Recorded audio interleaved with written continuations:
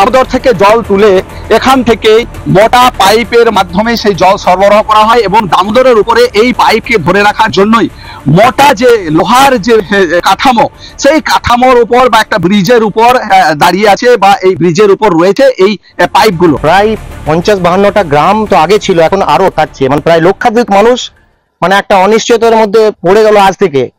এই যে কবে এইটা ঠিক হবে, এটা তো আমার ধারণা 5-6 মাস আগে এটার কোনোভাবে ঠিক করা সম্ভব নয়, কারণ এখন বর্ষাকাল চলছে, বর্ষাকালে কোনোভাবেই বৈজ্ঞানিক ভিত্তিতে এটাকে রিপেয়ারিং করা সম্ভব নয়। অবৈধভাবে অবৈজ্ঞানিকভাবে বালি উত্তোলন, এবং আমরা বারংবার এলাকার বাসিন্দা হিসাবে আমরা বারংবার এই যে অবৈজ্ঞানিকভাবে যে বালি উত্তোলন হয়েছে আমরা এর বিরোধিতা করেছি, প্রশাসনকে জানিয়েছি।